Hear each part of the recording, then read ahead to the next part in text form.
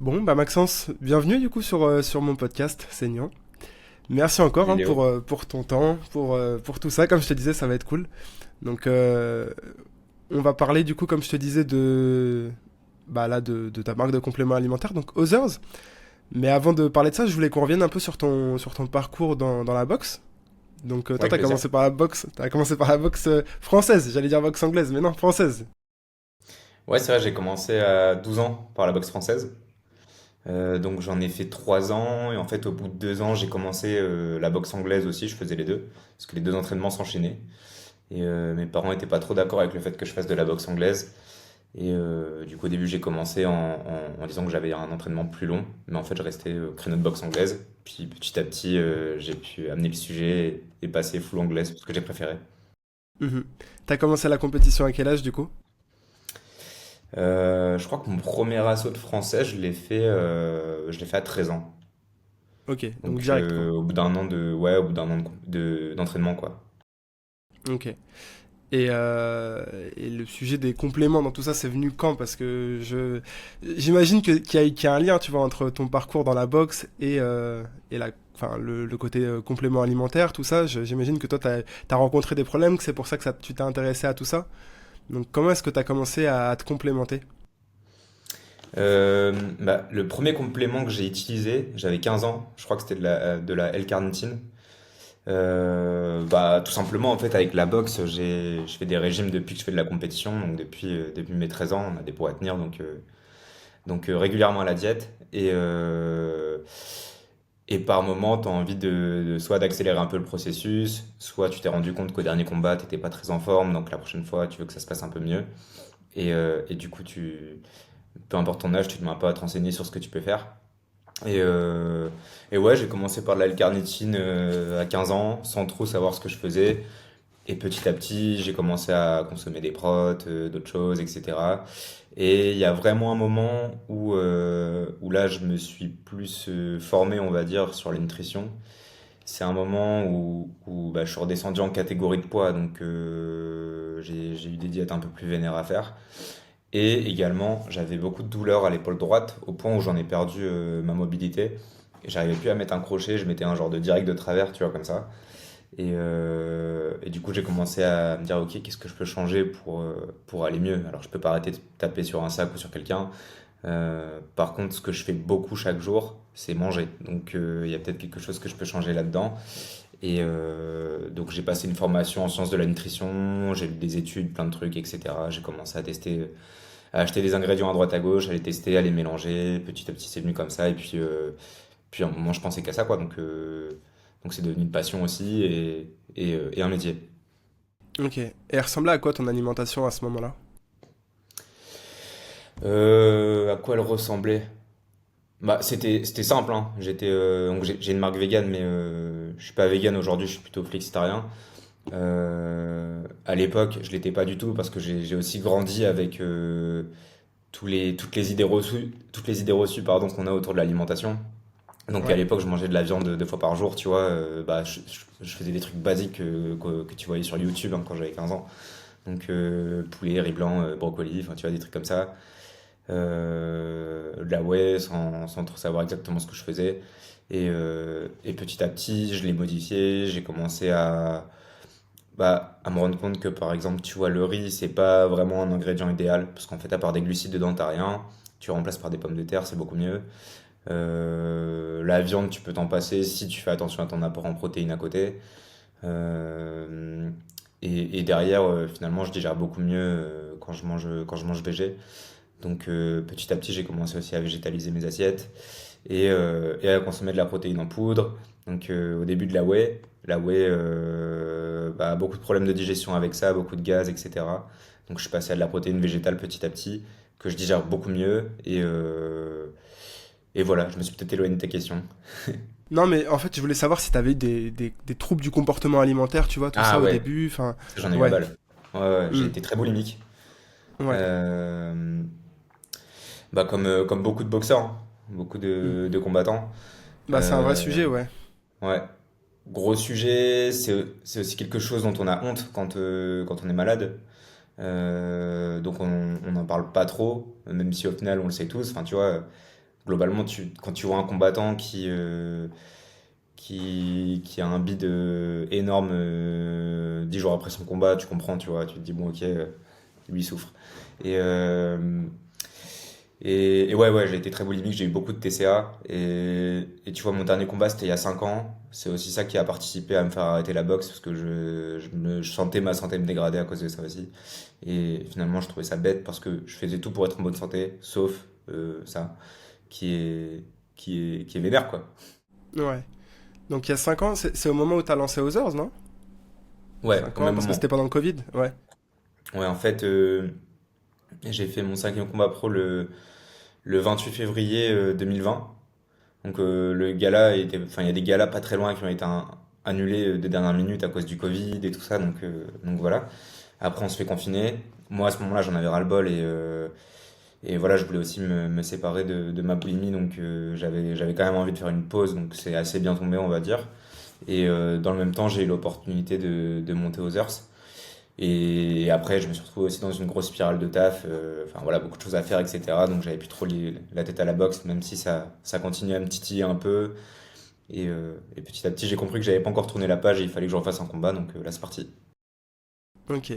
J'avais lu une anecdote où tu disais que ton premier, enfin que quand tu étais justement encore dans la boxe, en tout cas dans le circuit, tu vois, à faire des compétitions, tu t'avais créé ton propre complément alimentaire Ouais, depuis chez toi. C'était quoi exactement parce que c'était un peu les prémices du coup de ta c'est marque, non, exactement ça. j'imagine? Ouais, C'est exactement ça. En fait, c'était la version cuisine de ça. ok. Donc bah, le produit phare qu'on a chez Others. Donc forcément, en fait, quand j'ai voulu me lancer, en fait, si tu veux, j'ai développé ce truc dans ma cuisine. Et, euh, et je suis arrivé à des bons résultats. Tu vois, j'ai retrouvé, justement, je te parlais de mobilité d'épaule. J'ai pu renforcer l'épaule, retrouver ma mobilité. Et c'est un complément aussi qui est faible en calories, donc tu peux le consommer quand t'es à la diète, etc. C'est rassasiant, enfin, voilà, il est assez cool. Et du coup, en fait, quand j'ai voulu monter aux heures, c'est ce produit-là que j'ai voulu faire. Donc je me suis rapproché d'un labo, expert dans les alternatives aux protéines. Mhm. Et ensemble, justement, on a développé un produit du coup quand même beaucoup plus complet que ce que je me faisais moi-même. C'est-à-dire que entre un produit que tu te fais dans ta cuisine qui est pas bon, qui se mélange mal avec l'eau, qui se conserve pas, et que tu prends juste parce que tu sais ce que ça fait, mais bon voilà, Ouais. tu peux pas le Mhm. vendre, tu vois. Et bah là, on a développé quelque chose où déjà on a retravaillé tous les dosages de manière très très très précise. Et derrière, on a travaillé tout l'aspect saveur, texture, tout ça quoi. Et donc on a un truc vraiment cool. Parce que quand tu dis que tu avais des problèmes de mobilité, comment Ouais. est-ce que enfin, comment est-ce que tu peux améliorer ça à partir de l'alimentation? Genre, c'est quoi que tu veux dire derrière ça? Bah, tu vois, l'épaule, c'est une articulation. Ouais. Ma perte de mobilité, en fait, elle est venue de grosses douleurs que j'ai eues à l'épaule. Mhm. Et j'ai eu beau, en fait, faire des échos, des radios, etc. Jamais on n'a rien trouvé. Donc, euh, donc voilà, c'est un peu chiant quand c'est comme ça et on te donne pas de solution, du coup. Donc, faut en trouver toi-même. Et moi, en réfléchissant, je me suis dit, bah, en fait, t'as quoi dans une articulation? T'as de l'os, t'as du cartilage, t'as du collagène. Et, euh, et du coup, moi, j'ai essayé de consommer en fait tout ce qui va aider à régénérer tout ça. Donc, tu vois, bah, dans le post-workout, donc le produit qui est là juste derrière, bah, déjà, t'as des protéines. Consommer suffisamment de protéines, ça va aider aussi à la synthèse du collagène. Et dedans, en fait, j'ai ajouté un petit complexe régénérateur de collagène qui mélange, pardon, du calcium, de la glycine et de la vitamine C. Donc le calcium pour les os, voilà, tu connais. La glycine, c'est l'acide aminé que tu trouves en grande quantité dans le collagène. Parce que le collagène végétal, ça n'existe pas. Donc si tu veux un truc végétal, tu peux pas utiliser de collagène. Par contre, la glycine, du coup, les études montrent que c'est aussi efficace que le collagène. On en a mis, et de la vitamine C qui, elle, améliore la synthèse du collagène. Et en fait, tous ensemble, ça agit en synergie sur ton articulation. Et derrière, on a ajouté de la spiruline pour un fort effet antioxydant, donc ça réduit l'inflammation après l'entraînement. Et un côté oxygénant avec de la chlorelle qui, elle, va améliorer le transport de l'oxygène dans le sang. Donc tu Donc récupères c'est une algue, beaucoup mieux, c'est quoi. ça? La spiruline et la chlorelle, ce sont des microalgues, ouais. Ok. Et ouais, toi, dès lors que t'as commencé ça, t'as vu une différence sur ta mobilité, etc. Et sur tes En fait, articulations. c'est pas, ça a rien de magique, hein. Les compléments, c'est pas magique, ou alors c'est du dopage. Mais, du coup, tu vas avoir une différence sur le long terme, moyen long terme, tu vois. Tu vas pas avoir une différence en 2 jours. Enfin, si les trucs que tu peux ressentir du jour au lendemain, c'est juste, je me sens plus en forme, j'ai mieux récupéré ou j'ai mieux dormi.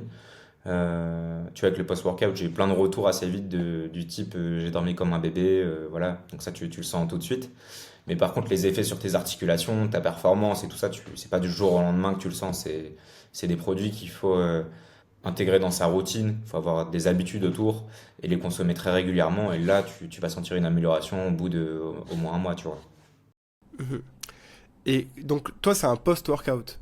Mais qu'est-ce que ça Ouais, fait pour... je prends mon cas, par exemple, tu vois. ouais, dis-moi. Généralement, je fais un petit repas avant l'entraînement, et après, je fais Mhm. un gros repas, généralement, après l'entraînement. Donc, si c'est un post-workout, je suis censé le prendre après. Est-ce que ça aurait les mêmes effets si je le prends avant l'entraînement, ce post-workout? Bah, en fait, tu vois, mis à part sur, par exemple, tu vois, des produits stimulants ou l'inverse, des produits qui vont t'aider à mieux dormir, le post-workout peut t'aider à bien dormir parce que la glycine a des effets, et le magnésium, il y en a aussi, j'ai oublié de le dire, ont des effets positifs sur le sommeil. Mais grosso modo, dans l'alimentation, le timing, c'est pas ce qui va être le plus important. Le plus important, c'est d'avoir les bons apports au cours de ta journée. Donc, tu vois, moi, c'est un post-workout, je vais recommander de le prendre après l'entraînement et ou avant de dormir. Mais après, en soi, si le plus pratique pour toi, c'est de le consommer le matin, vas-y, tu vois. Ok. Enfin, Oui, donc, l'alimentation, faut la remettre dans son contexte à soi. Qu'est-ce qui est le plus pratique pour toi? Qu'est-ce qui va t'aider à tenir une habitude sur le long terme? Et dans ce cas-là, tu fais ce qui est bon pour toi, quoi. donc le mot post-workout, c'est dans l'idéal, mais je veux dire, c'est pas non Ouais, c'est plus ça. une obligation, quoi. C'est Ok. pas une obligation, non. Ok. Et alors, du coup, la création de ce premier post-workout, c'est quoi les coulisses en gros de comment ça se passe concrètement? Ça prend combien de temps? Toi, parce que bah, pour ceux qui connaissent pas du tout ce monde-là, qu'est-ce que t'as appris, tu vois? Parce que toi, c'était aussi, j'imagine, nouveau, tu vois, de rentrer dans un labo, de créer tout ça. Comment Ouais. est-ce que tu détaillerais tout ça? Bah, c'était une période cool. Ouais. En fait, Ça a duré combien de temps? le développement, Mhm. le développement du premier produit nous a pris 6 mois. Ok. Donc assez rapide parce qu'en fait moi je suis arrivé, j'avais déjà un cahier des charges, j'avais déjà des ingrédients clés que je voulais. Tu vois, je savais quelle source de protéines je voulais, dans quelle proportion pour avoir un profil d'acide aminé complet. Enfin, il y a plein de choses, je le savais. Le plus long travail, du coup, ça n'a pas été sur l'élaboration de la formule de principe actif, mais plutôt sur l'élaboration d'une saveur. Ok. Donc la première saveur qu'on a lancée, c'est la saveur originale, qui est assez clivante. Soit t'aimes pas. Mais après, par contre, ce qui est marrant, c'est que ceux qui n'aimaient pas, tu vois, en fait, au début, quand on l'a lancé, tu sais, c'est une saveur un peu neutre. Et Mm. t'en as qui n'ont pas aimé du tout. Donc je recevais beaucoup de mails de gens qui me disaient, ouais, j'ai acheté ça, j'aime pas, qu'est-ce que je fais et tout, machin. Et du coup, je leur répondais, écoute, t'as payé, je crois qu'il était à 40 balles à l'époque. Je disais, ouais, t'as payé 40 euros pour ça, fais l'effort de le prendre au moins 5 fois et tu verras. Et en fait, finalement, le goût, c'est aussi une habitude. Donc, Mm. au bout de quelques fois, les gens se sont habitués à ce goût et après recommandaient finalement, tu vois. Parce qu'ils ont aimé le produit, ils ont senti les bénéfices. Et au bout d'un moment, en fait, le goût, t'apprends aussi à l'aimer. Et voilà, donc ça c'était marrant, tu sais, un peu comme le café. Ta première tasse de café, tu détestes et après, tu peux plus t'en passer. Ouais. Et donc, ça c'était assez marrant. Bon, après, par contre, on a développé de nouvelles saveurs parce que pour les plus gourmands, il faut quand même des trucs pas trop neutres. Mm. Mais du coup, ouais, le gros du travail sur l'original. Donc, attends, est-ce que j'en ai un là? Ouais. Hop, celui-là. Ouais. Gros du travail là-dessus, ça a été ouais, vraiment sur la saveur. Et pour plusieurs choses en fait, c'est que du coup, tu vois, le goût de ces produits, c'est les ingrédients réunis. Donc, tu as la spiruline dedans qui prend énormément de place sur le goût. C'est un ingrédient très fort et pas bon. Et en fait, avec un arôme naturel de vanille, on a testé plein de fournisseurs différents et tout. Il y en a plein qui n'ont pas fonctionné. On a réussi à neutraliser la spiruline et globalement, ça a un goût d'amande, tu vois. Donc c'est pas, Ok. enfin, moi j'aime bien, c'est pas mauvais, mais t'en as plein quand ils prennent un shaker, ils s'imaginent un goût de fou, tu vois. Et, Mm. ils en oublient presque la raison pour laquelle ils prennent un shaker. Et voilà, et puis Puis après, tu te poses aussi des questions sur le prix du produit, parce que l'arôme, ça fait énormément jouer le prix. C'est très cher les arômes, surtout Ok. naturels. Et tu vois, je me souviens des derniers tests là, on avait avec mon associé 4 5 shakers différents. Il y en avait qui étaient. Bah, le goût qu'on a lancé, tu vois, ça nous a fait trop chier, parce que c'était un goût, il y avait quand même pas mal d'arômes, et du coup, le produit est cher à produire, tu vois. Mais on était là, bah, si on aime celui-là, faut lancer celui-là, quoi. Ouais. Du coup, vous avez lancé celui-là. Hmm. Ouais, c'est ça. Vous avez rencontré des difficultés au niveau de la texture parce que j'imagine que comme c'est des protéines végétales, ça doit jouer aussi peut-être, non? Non, ça va. En fait, bah, le labo avec lequel je suis avait déjà une grosse expertise sur le sujet. Donc Mhm. ça a pu aller assez vite. Après, le seul truc, c'est que comme ouais, c'est pas de la protéine de lait. C'est sûr que tu vois, si tu te fais ton shaker et que regarde, tu te fais ton shaker et que je sais pas, tu le laisses traîner 10 minutes, la Hmm. poudre, elle va retomber. Donc faut Ça décante, ouais. ressecouer. Mais il faut juste ressecouer, tu vois. Enfin, c'est pas grave. Ok. Donc non, il y a pas énormément de sujets là-dessus. Ok.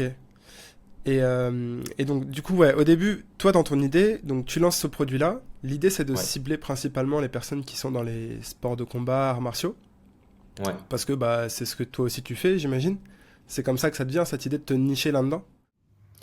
Ouais, bah alors, il y a deux raisons, tu vois. C'est déjà que moi, en tant que premier utilisateur du produit et boxeur pro, je sais exactement pourquoi je le prends.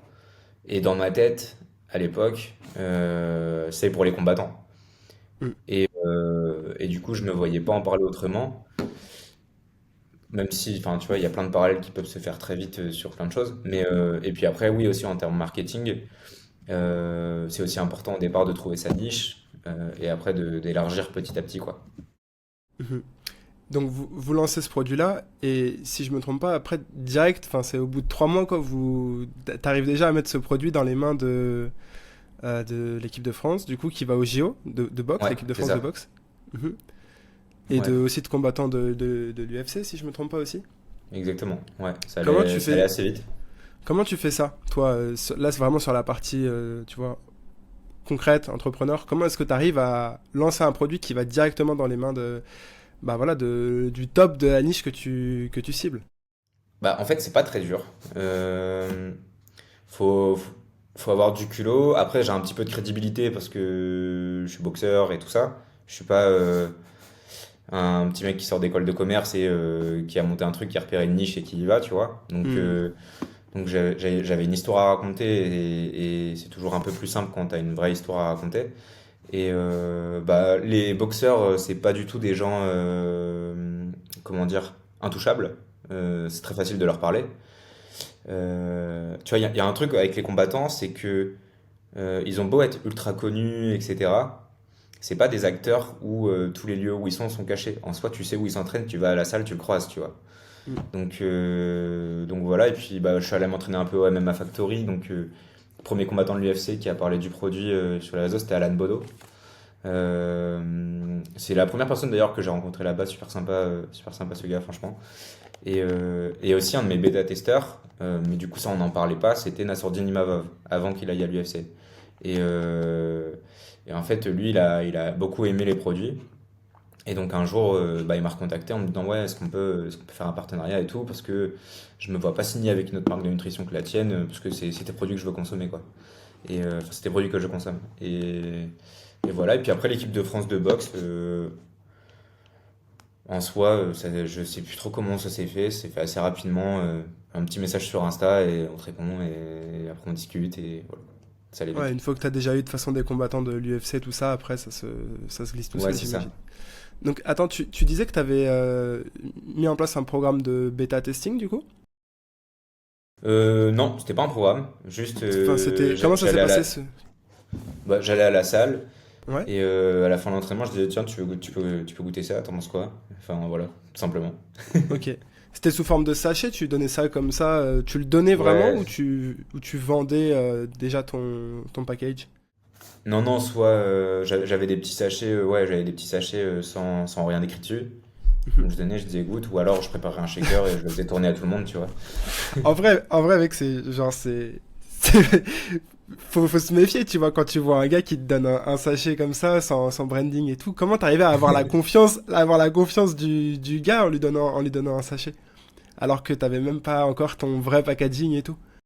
Bah, je peux, ils m'ont dit des trucs du style, t'es sûr qu'il n'y a pas de produit dopant et tout? J'étais là, bah ouais, t'inquiète, j'ai vérifié sur le site de la FLD, il n'y a aucune substance bizarre. C'est produit en France, donc c'est pas un produit aux États-Unis où tu peux avoir des petites surprises dedans. Ouais, Donc t'inquiète. Puis, enfin, voilà, après, je pense qu'ils ont vu que oui, j'étais pas là pour ruiner leur carrière, quoi. ok. Donc ça va. La confiance s'est construite petit à petit. Je l'ai pas fait le jour où je suis arrivé, tu vois. J'ai attendu de m'entraîner un petit peu. Hmm. Quand je les connaissais un petit peu, là, j'aurais proposé de goûter. Et toi, tu récupérais des retours déjà? C'était important pour toi de récupérer des retours pour améliorer le produit à ce moment-là? Sur Ouais. le goût notamment dont tu parlais? Alors, je l'ai un peu mal fait, dans le sens où,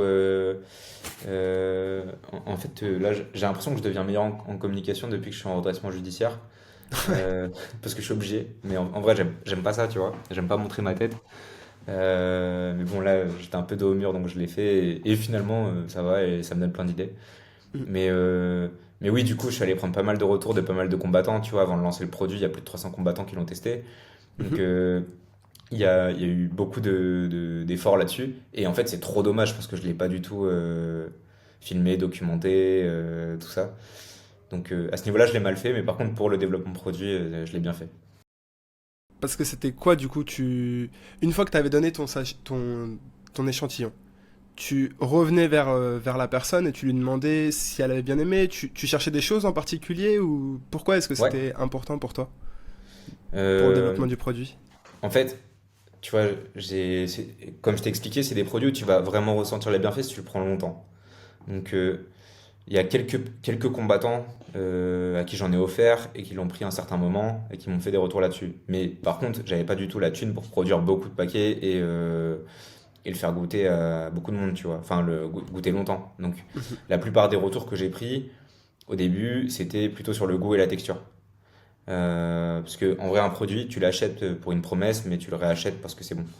Et tu vois, j'ai fait un produit qui est bon, mais mon premier produit, il n'est pas extrêmement bon. Et tu te rends compte aussi parfois de la difficulté de vendre ça quand c'est pas juste bon. Alors que de base, les gens cherchent des bénéfices, mais si ça n'a pas un goût sneakers, ils reviennent pas dessus. Hmm. Ouais. Et, euh, et du coup, tous ces retours au début, je les ai beaucoup pris sur le goût et la texture pour justement améliorer, voir les points d'amélioration et tout ça.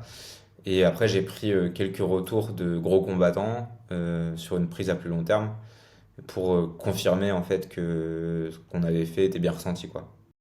Ok. Ah, c'est hyper intéressant. Et donc du coup à ce moment-là, la marque s'appelle pas encore Others, c'est Noco si je me trompe pas. Knockout. Nokao pardon. Nokao ouais. Tu À quel moment est-ce que, parce que vous avez levé des fonds, etc., à quel moment est-ce que ça rentre dans enfin, cette décision, elle rentre dans le processus, tu vois?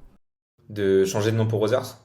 De lever des fonds dans un premier temps. Ah, Est-ce que vous étiez rentable quand tu as lancé, par exemple, au bout des 3 mois, comme tu dis, tu touches l'équipe de France qui va au JO, voilà, tu as des gros combattants, tu commences à avoir de la visibilité, de la notoriété sur la marque. Vous étiez rentable à ce moment-là, j'imagine? non. Pas encore, ok. Non, non, en fait, si tu veux, c'est vraiment une boîte qu'on a montée avec une vision startup, accélération rapide, etc. Donc, Ok. l'idée de lever des fonds, elle est venue en première. Parce qu'on s'est dit, vas-y, on va faire plein de trucs. On est sur un marché saturé où il y a beaucoup, beaucoup d'acteurs. Il nous faut des moyens marketing de fou. Donc, en fait, au début, j'ai levé de l'argent, mais qui a permis de développer le produit, etc., etc. Donc forcément, tu as déjà des gros postes de dépenses avant de faire du chiffre d'affaires. Mhm. Euh, et après, j'ai levé des fonds petit à petit, mais du coup, j'avais pas d'argent encore destiné au marketing. Donc c'est aussi pour ça que je me suis débrouillé un peu avec les moyens du bord, avec mon réseau et tout ça pour trouver des relais à droite à gauche. Puis à un moment, là, on a pu investir, quoi. Parce que c'est quoi qui coûte le plus cher dans le développement d'un produit comme ça? Bah, ça dépend de la complexité du produit à développer. Et la phase labo, ça peut coûter très cher. Et après, ce qui va te coûter cher aussi, c'est ta première production, par exemple, où tu as des minimums de commandes énormes sur certaines matières premières ou sur tes emballages. Donc, tu as beaucoup de trésorerie à immobiliser pour tout ça, quoi. Mhm. Ok. Et quand tu dis que la phase labo elle coûte cher, c'est quoi? C'est les allers-retours? C'est quoi concrètement, tu vois? Bah, il y a tout, hein. Il y a tout le temps passé par les équipes. Oui, il y a les allers-retours, les tests, les compromis à faire, les rendez-vous, etc. Les matières pour le développement des produits. Enfin, oui, tout ça, quoi. Ok, d'accord. Je sais pas si on peut parler avec des chiffres concrets, et encore plus aujourd'hui, parce que là c'est une période un peu plus, enfin qui est un peu compliquée, et puis même enfin, par rapport à la concurrence et tout, j'imagine que tu peux pas tout dire. Mais concrètement, quand tu lèves des fonds, donc au total vous avez Ouais, levé combien? 1,4 million. Ok. Comment est-ce que tu répartis ce budget-là, toi, après dans Others? Comment est-ce que tu dispatches un peu chaque dépense? Comment ça se passe? Parce que bah, enfin, j'imagine que tu reçois 1,4 million d'un coup sur le compte, tu vois, faut J'ai pas savoir reçu un comment. million d'un coup sur le compte.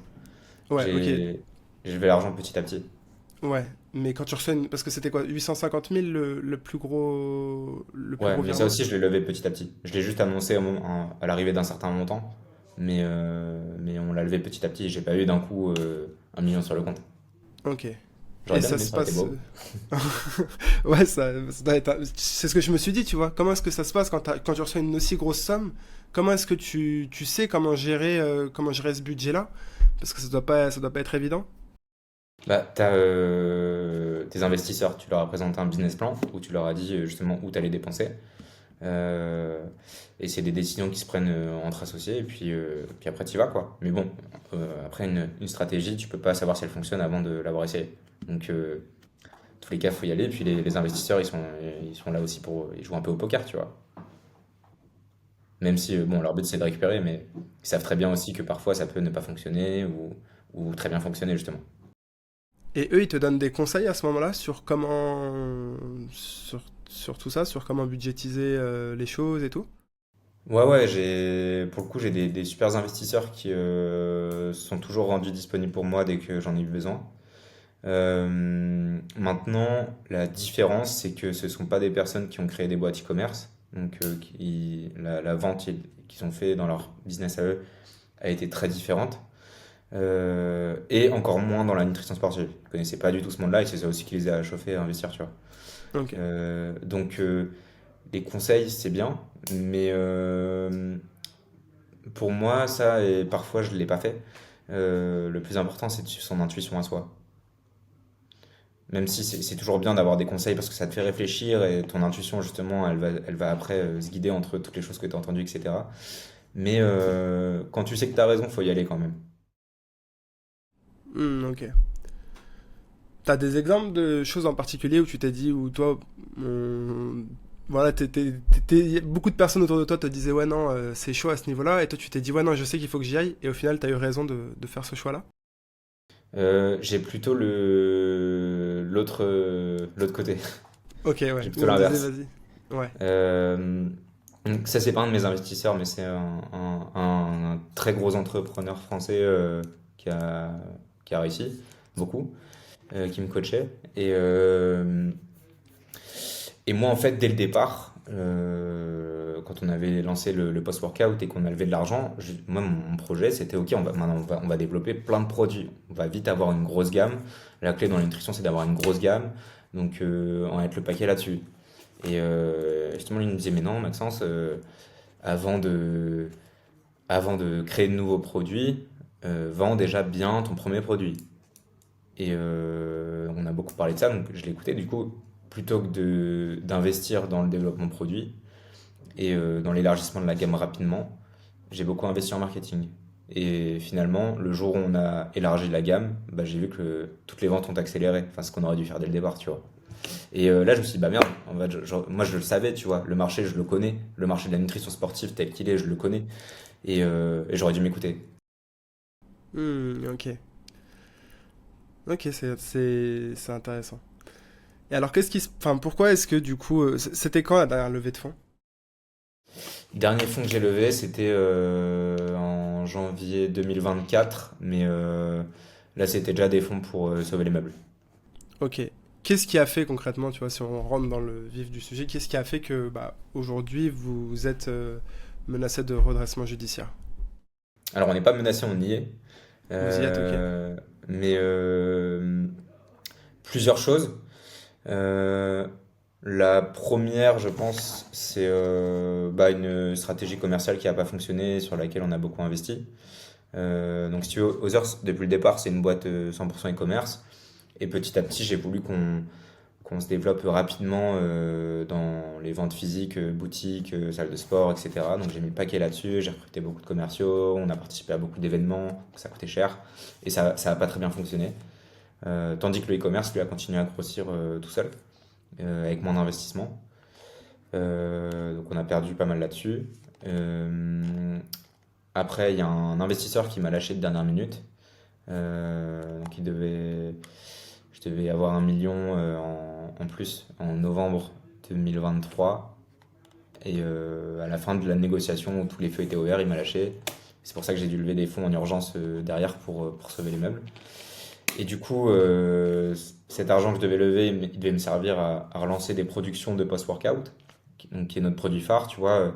Donc aujourd'hui, j'ai pas mal de clients qui viennent et qui achètent que les autres produits. Mais à l'époque, les gens venaient sur mon site pour acheter le post-workout et les autres. Mais ils n'allaient pas acheter les autres sans le post-workout, tu vois, ou très peu. Et du coup, j'avais pas de trésor, donc rupture de stock assez longue.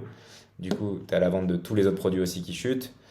Euh, Après, j'arrive à relancer une petite prod rapidement, mais elle s'écoule en 2 secondes, parce que bah, c'était attendu, en 2 secondes, il n'y a plus rien. Mais au moins, j'ai refait un peu de trésor, donc je peux relancer une production. Et là, en fait, retard fournisseur sur cette matière de plus de 2 mois, et après, retard d'usine de 3 mois. Donc, on est resté en rupture super longue, ça a tout fait chuter. Et après, une fois que j'ai été restocké, j'ai jamais pu retrouver l'accélération qu'on avait en janvier 2024. Pour le coup, en janvier 2024, dès que j'ai été restocké, on accélérait de ouf. Enfin, c'était en mode, ok, on a notre moment là. Et après, rupture et ça chute, et voilà. C'est tout le temps ça en fait. C'est le l'épuisement des stocks puis la commande avec les fournisseurs qui fait que tu prends des retards, que tu t'épuises et donc du coup C'est ça. Puis au bout d'un moment, les gens en ont marre, tu vois. T'as pas de stock, ok, bah je vais aller en prendre ailleurs, tu vois. c'est ça. Et puis Ouais, quand tu normal, mais commandes ailleurs, après bah, les gens ils ont déjà du stock donc ils vont pas recommander c'est ailleurs. ça, Enfin je veux dire c'est pas t'achètes pas un steak quoi. exactement. Ou autre chose. Un truc que tu manges en 2 secondes, ouais. Ouais. Comment est-ce que tu quelle solution tu vois à ça toi pour le futur? Bah ça, on en discute avec mes fournisseurs, mais bon, après, aujourd'hui, il y a pas encore vraiment de discussion sur le futur, parce que là, on est plus en train de voir les choses mois par mois, tu vois. Donc là, j'ai beaucoup de stock. En vrai, bah, ça qui est bien quelque part, c'est que mes longues ruptures de stock, parce que mes fournisseurs, en fait, si tu veux, pour bien expliquer le truc, je leur donne des projections annuelles, et on prévoit différentes productions dans l'année, tu vois. Et comme la rupture a été assez longue, bah, finalement, tout le stock qui devait me produire pour le début de l'année et que j'ai pas eu, bah, je l'ai eu en plus des productions pour le stock de fin d'année. Et du coup, je me suis retrouvé avec plein de stocks d'un coup. Donc là, j'ai plein de stocks. Ouais. Donc c'est aussi pour ça que la boîte est pas en liquidation, c'est qu'il y a moyen de se refaire une trésorerie, de vendre les produits, etc.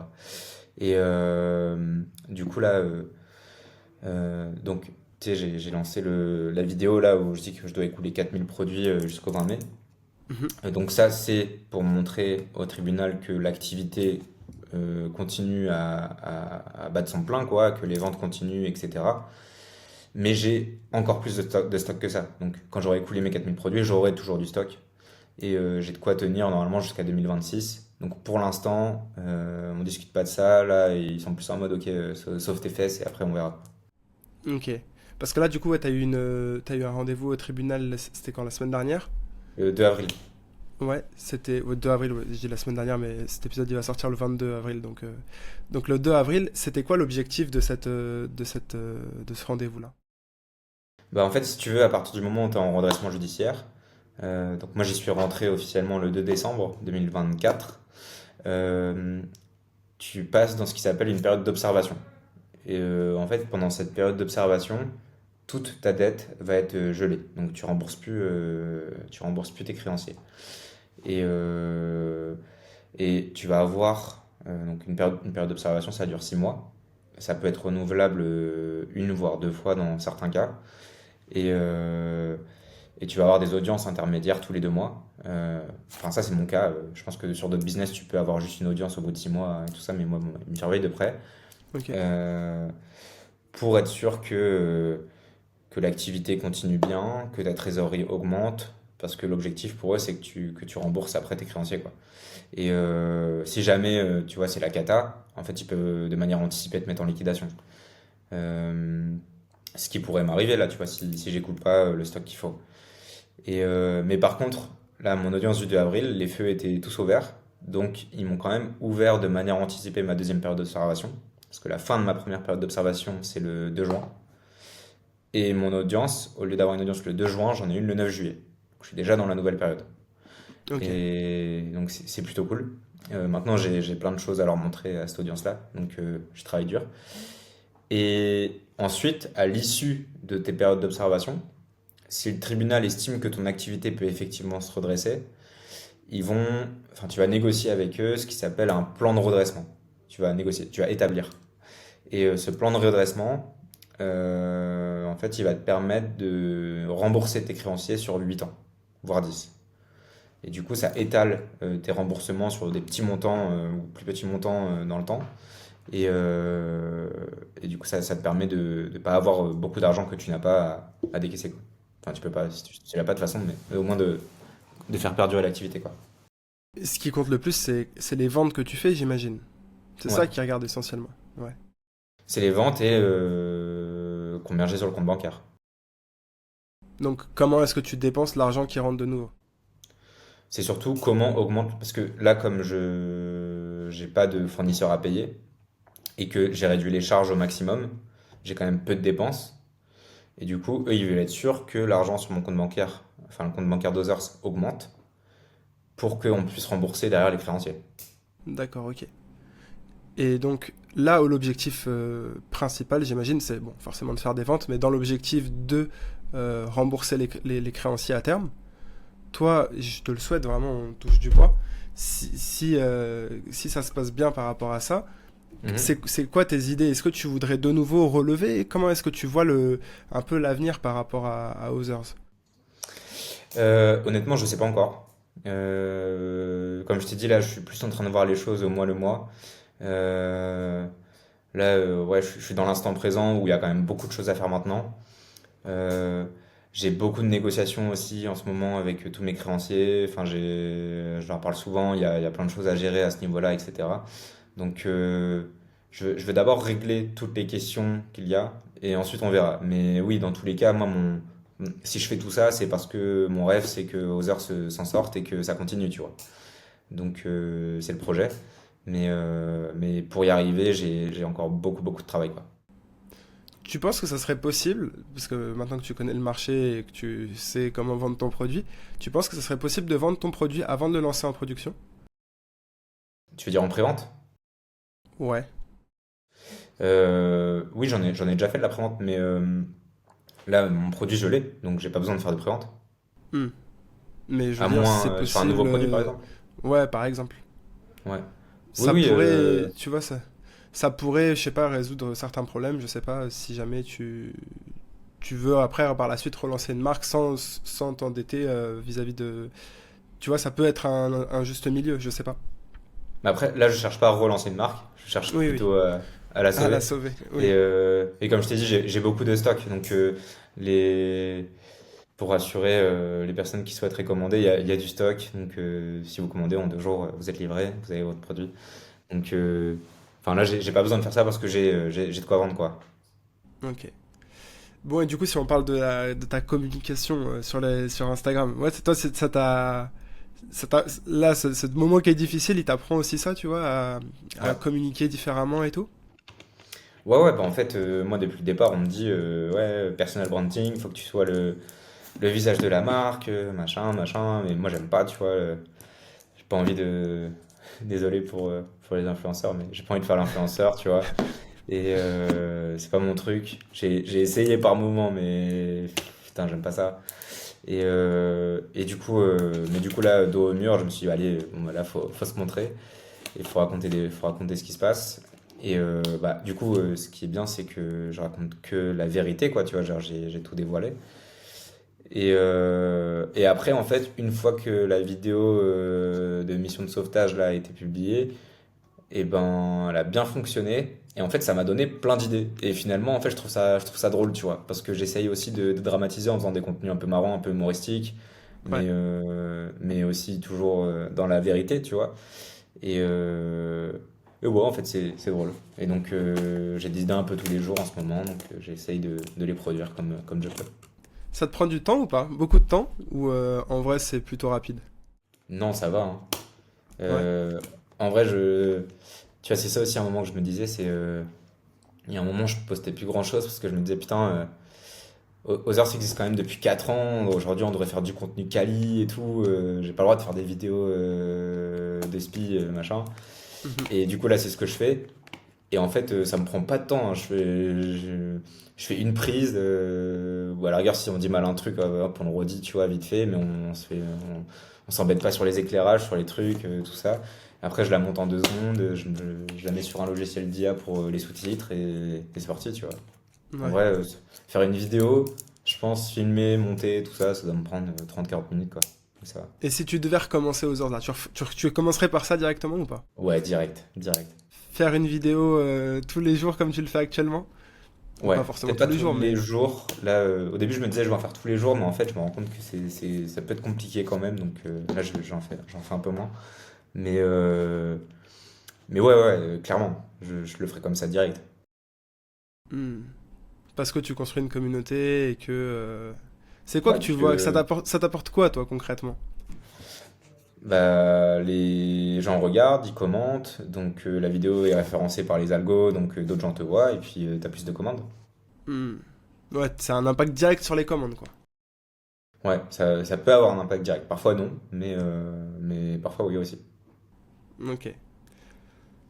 Ok, ok. Et tu parles aussi de ton prochain combat. Là, du coup, j'ai vu, c'était quand? C'était aujourd'hui, je crois. Aujourd'hui ou hier, je sais plus.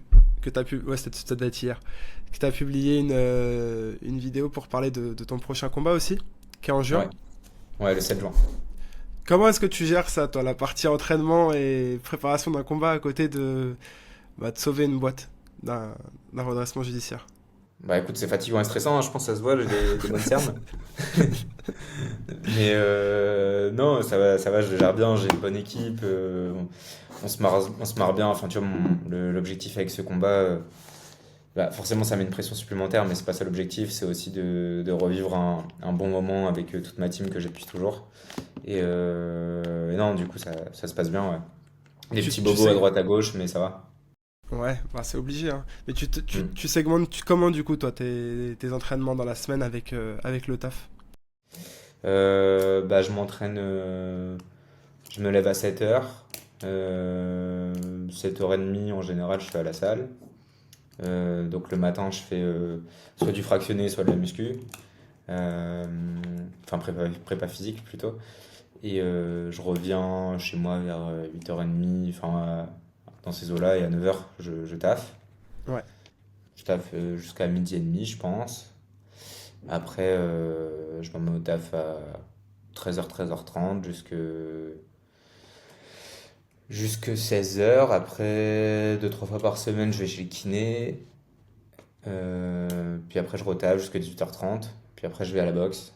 Et voilà. Mm. Et tu recommences et tu recommences. Et tu recommences, tu recommences, tu recommences. Et Franchement, voilà. t'es courageux de te lancer ce défi-là à côté de l'autre défi de Others. Bah, en fait, pour tout te dire, c'est ça qui m'a redonné la niaque aussi. Parce qu'il y a un moment où c'était un peu dur pour Others. Franchement, j'avais plus d'envie. Et ça faisait longtemps que je me battais contre la mort de la boîte. Et j'étais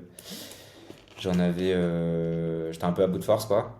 Mhm. Et à ce moment-là, j'ai décidé de refaire un combat. Donc, j'ai pris la décision au mois d'octobre. Ouais. Et ça m'a remotivé partout. Donc, c'est pas courageux de vouloir refaire un combat, c'est plus décider de refaire un combat qui m'a redonné envie de m'impliquer à fond partout, tu vois. Comment tu expliquerais ça? C'est intéressant que ça t'a remotivé dans tout. Parce que ça m'a mis en mode guerre. Et tu vois, quand t'es sérieux à l'entraînement, du coup, t'es sérieux dans ce que tu manges. Et du coup, bah, le reste du temps, t'as pas envie de jouer à FIFA, quoi. T'as envie Mm. t'as envie de bosser. Enfin, en fait, dans ta tête, c'est en mode, ok, vas-y, je vais gagner partout. Puis pareil, mes premières audiences au tribunal, tu vois, elles ont été un peu vénères. Et, après, t'es touché à l'orgueil et je me suis dit, vas-y, je vais leur montrer, tu vois, on va y arriver. Mm, Donc, c'est un peu l'adversité, quoi, qui peut te remettre dedans. ouais. Bon, bah écoute, Maxence, franchement, je te souhaite tout le meilleur par rapport à tous ces défis, hein. Bah, Comment merci est-ce beaucoup, Léo. que... Est-ce que t'as... Donc je te disais, la vidéo, elle va sortir le 22 avril. Ouais. Comment est-ce que bah, toutes les personnes qui ont écouté cette conversation, comment est-ce qu'on peut les rediriger vers Other? Est-ce que tu as un code à partager pour une petite réduction pour les personnes qui écoutent ce Ouais. podcast? Comment tu pourras me le donner après si tu veux, je le mettrai de toute façon dans tous les cas en description, mais comment est-ce que moi je peux contribuer à aider à t'aider dans ton combat pour Others? Bah écoute, ouais, je peux te faire un petit code. Tu veux qu'on l'appelle comment? Eh ben écoute, on l'appellera, on en reparlera après par message, ça sera plus simple. Ok. Et Je puis, le mettrai en description. ouais, ça marche. Je vais te faire un petit code bah, qui donne 10% de réduction sur tout le Mhm, site. Et après, du coup, ça sort le 22 avril. Donc, il y a une promo en place jusqu'au 30. Parce que c'est mon mois d'anniversaire. Je suis né le 2 avril. Bah, je passais un bon anniversaire au tribunal. Et, et du coup, pendant tout le mois d'avril, il y a moins 20% sur la protéine saveur fruits rouges. Donc là, le, mhm. le pot rouge qui est derrière moi. Avec le code ANIVMAX20. Ok. Et puis Voilà. après, bah, de toute façon, le mois de mai, après, c'est du coup la dernière ligne droite de ton côté pour écouler les Ouais, stocks. Ok. ouais, c'est ça.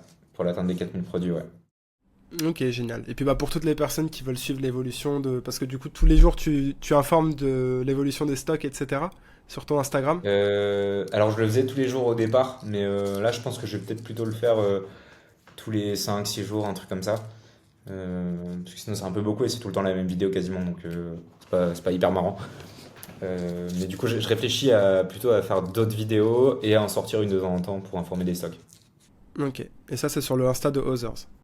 Exactement. Others Nutrition. Bon, bah écoute, je mettrai tout en description. Encore merci, Trop Maxence. cool. Franchement, Bah, merci à toi, très Léo. cool. Merci à toi bah, de m'avoir proposé ça, c'est super gentil.